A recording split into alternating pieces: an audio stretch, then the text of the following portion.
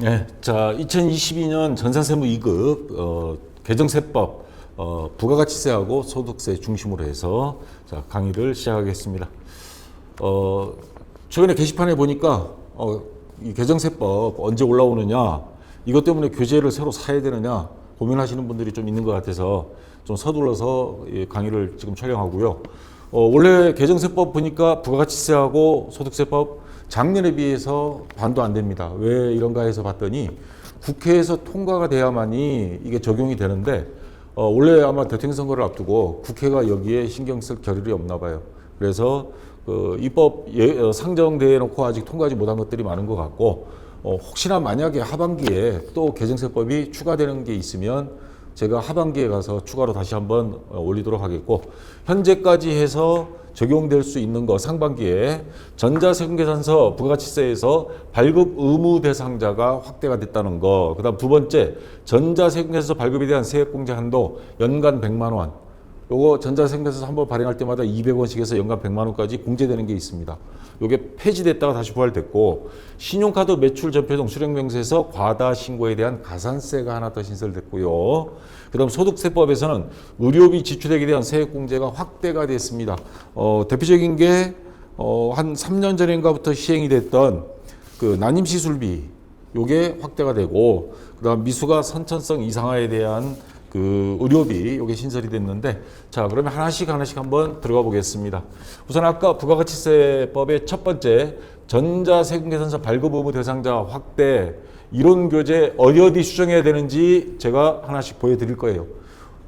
그래서 현행은 사업장별 직전연도, 전년도죠, 매출액이 3억 원 이상인 개인 사업자는 누구나 다 전자세금계산서를 의무적으로 발급해야 됐습니다.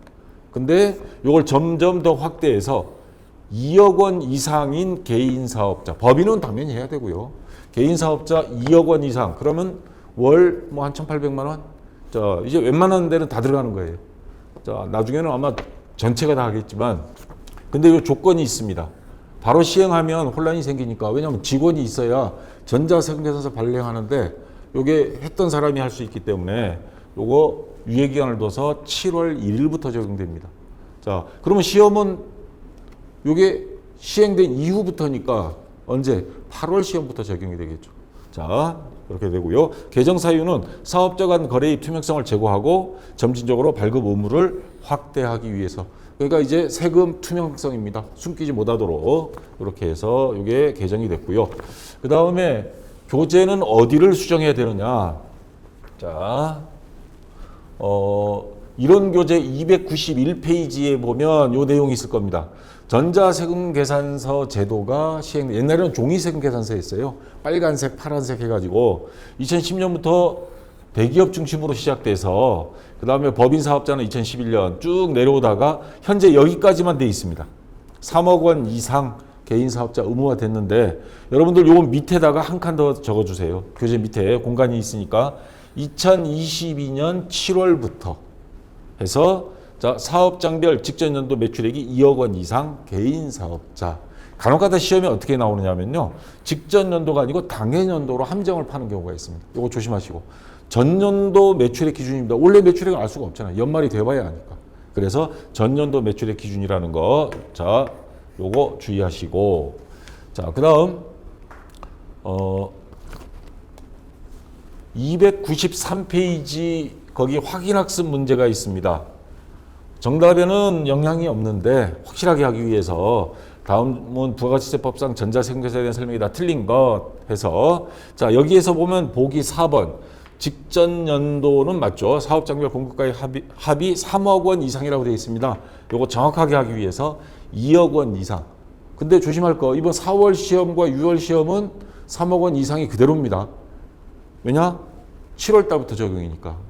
그거는 조심하시고요. 자, 아마 출제위원도 요거는 그래서 출제는 안 할 거예요. 그래서 요 그렇게 된다는 거 알아두시고, 자, 그 다음 293페이지입니다.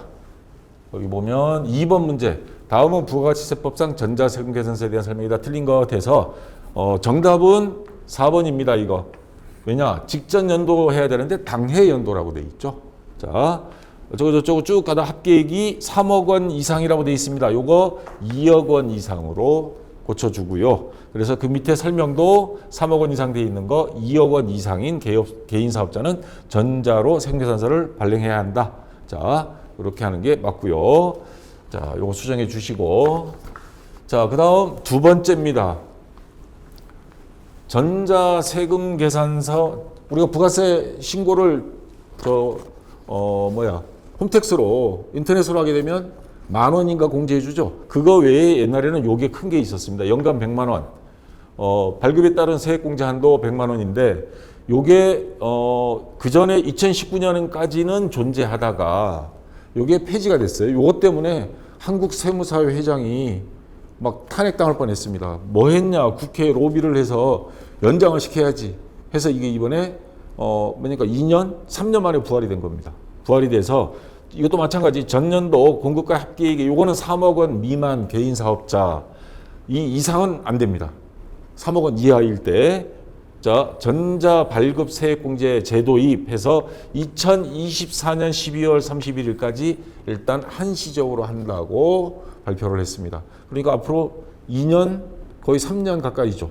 3년 가까이 물론 이때 가서 또 연장될 가능성이 좀 높을 거예요. 코로나 때문에 영세업체들 어려우니까. 자, 전자세금계산서 한 건 발급할 때마다 200원씩. 근데 이게 1년치 모으면 100만 원 나와요. 웬만한 데는. 자, 연간 100만 원 한도로 해서 요거는 마찬가지 이것도 7월 1일부터니까 빠르면 8월 시험, 늦으면 10월 시험이나 아니면 12월 달쯤에 한 번쯤 나올 것 같아요. 자, 근데 7월 이전에는 해당이 없고요. 보통 그 시작해서 바로 그 다음 시험에 출제는 안 되더라고요. 왜냐하면 프로그램도 바꿔야 되니까. KDF 프로그램 수정하려면 전문 프로그래머가 작업을 해야 되기 때문에 보통 아마 한 10월부터 출제가 되지 않을까 생각을 하는데 그래도 모르니까 7월 1일부터는 자, 발급건당 200원, 연간 100만 원. 여기 시험 문제 실무 시험에도 간혹가다 나온 적이 있었습니다. 그전에는 자, 영세 개인 사업자의 세액 부담을 완화해 주기 위해서 코로나라는 특수한 상황이 있었기 때문에 요게 다시 부활됐다는 거. 자, 요거 교재는 어디 가서 수정하느냐? 그전에 교재에 요게 있었습니다. 이론 교재 291페이지 가면 거기에 2번 전자세금계산서 발급 및 전송 있습니다.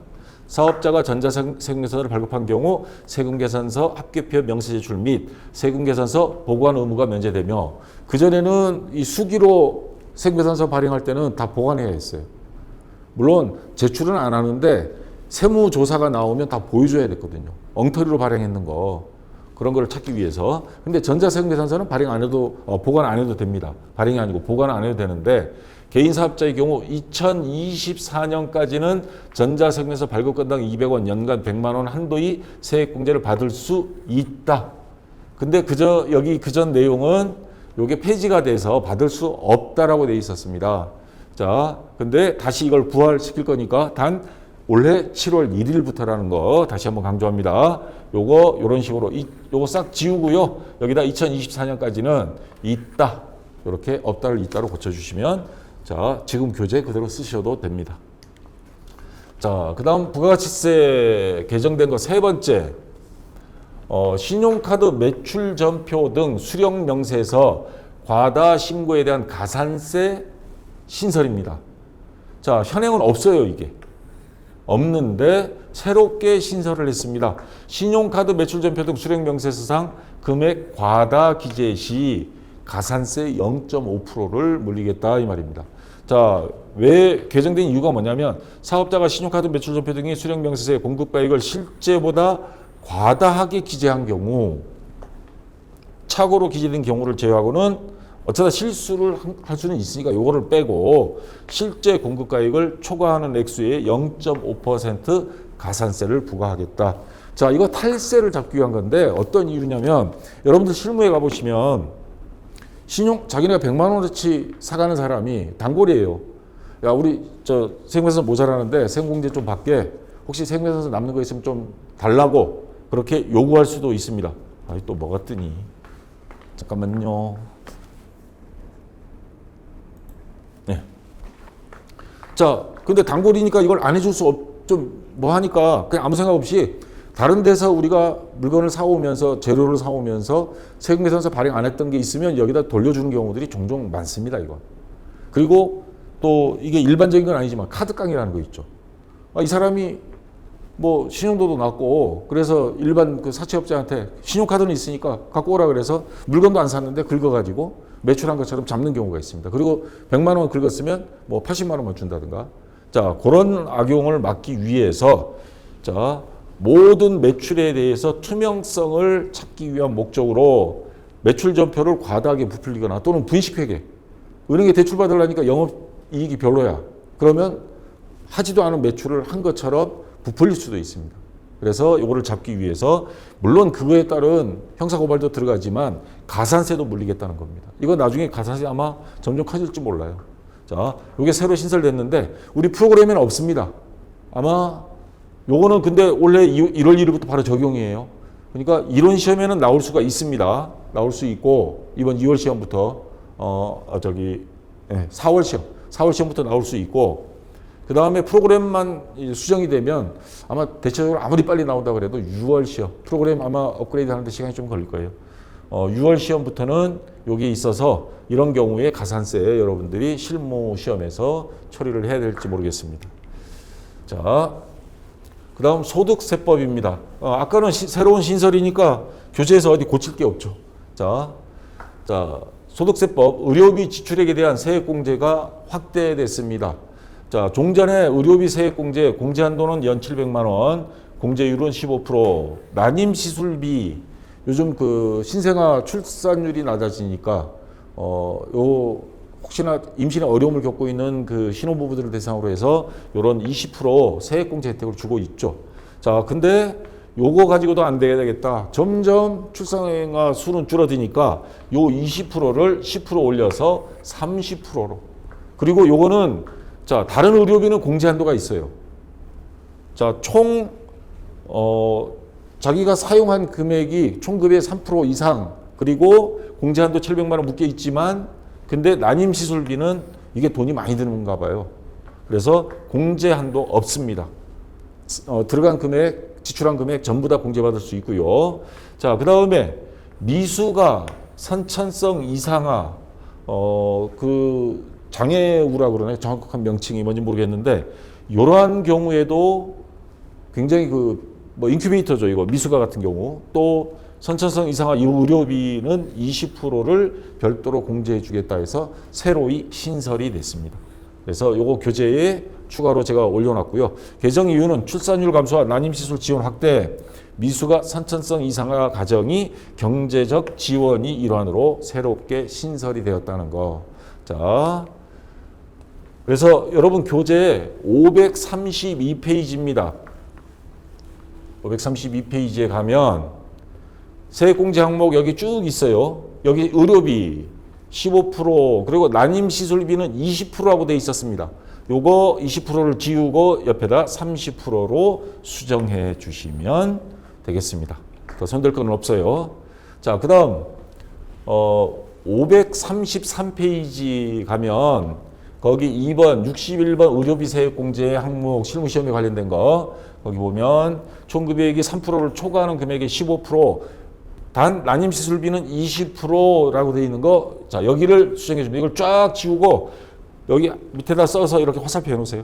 20%가 30%로 아까 바뀌었다 그랬죠? 그럼 요거 추가로 적습니다. 미수가 선천성 이상화 의료비는 20%, 요거에 해당하는 금액을 종합소득산출세액에서 공제한다. 요 한 줄만 추가로 집어넣으면 되겠습니다. 자, 요것만 하면 됐고요. 자, 그 다음에 적용 시기 다시 한번 강조합니다. 아까 여러분들 오늘 4가지 중에서 부가가치세 전자세금에서 발급부부터 8월 시험부터 적용될 거라는 거. 왜냐하면 7월 1일부터 시행이니까요. 그 다음에 전자세금계산서 발급에 대한 세액공제 한도 연간 100만 원 신설. 이것도 7월 1일부터니까 8월 시험부터 적용되겠죠. 자, 그 다음에 신용카드 매출 전표 등 수령빙서 과다 신고에 대한 가산세 신설은 다음 4월 시험부터 적용은 가능합니다. 자, 요거 조심하시고요. 그 다음에 소득세법 요거 아까 이거 지금 제가 수정 안 한 걸 가져왔네요. 요게 아니고 아까 뭐였죠? 소득세법 의료비 세액공제 난임시술비 30%, 그 다음에 미수가 요거에 대한 거, 자, 마찬가지 7월 1일부터 적용입니다, 이거. 그러니까 원래 그 종합소득세 신고할 때, 그 내년치 거 신고할 때는 적용이 됩니다. 8월 시험부터 적용이고, 그리고 이 비용은 7월 1일부터 지출한 비용에 한해서 적용이 되는 겁니다. 자, 8월 시험부터 적용이 된다는 거. 자, 그리고 요 강의는 이게 이번에는 수정이 살짝 돼서 강의를 통째로 40분짜리를 또 새로 촬영하긴 그래서 그렇다고 지금 수정해버리면 이번 4월 시험, 6월 시험 준비하시는 분들 대표적인 게 전자생명서 발급에 대해서 아까 요 밑에 있죠. 3억 원 이상이 2억 원 이상으로 바뀐 거. 그거 요 밑에 하나 살짝 들어갈 건데 요거 하나 때문에 강의를 다시 찍기는 뭐해서 8월 시험부터 적용되니까 6월 시험 끝나고 나서 요 강의 밑에다가 하단에 자막이라든가 댓글로 요거 조심하라고 요거 하나 더 한 줄 추가하라고 제가 표시를 해 놓겠습니다. 자, 그렇게 해서 강의 보실 때 그것만 조심해 주시고 나머지 강의들 새롭게 신설된 것들도 제가 그 밑에 동영상 강의 밑에다가 추가로 자막이나 댓글로 달아 놓도록 하겠습니다. 그것만 조심하시고요. 자, 이번 100일회 이제 100회 지났고 100일회 시험 전산세무 2급 특히 이번에는 100회가 보니까 조금 난이도가 좀 쉬워진 것 같아요. 아마 그 한국공인회계사회 FAT, TAT하고 좀 경쟁을 하다 보니까 좀 난이도를 조절한 거 아닌가 그런 생각이 드는데 이번 100일내 시험도 모두 다 합격하시기를 기원하겠고요. 그리고 지금 아까 말씀드렸지만 교재는 2021년 교재 갖고 계신 분들 새로 사지 말고 그 교재에 아까 그 해당되는 부분만 수정해서 그대로 보셔도 됩니다. 자, 이상 없이 공부할 수 있으니까요. 자, 수고하셨고요. 전부 다 합격해서 합격 수기 기대하도록 하겠습니다.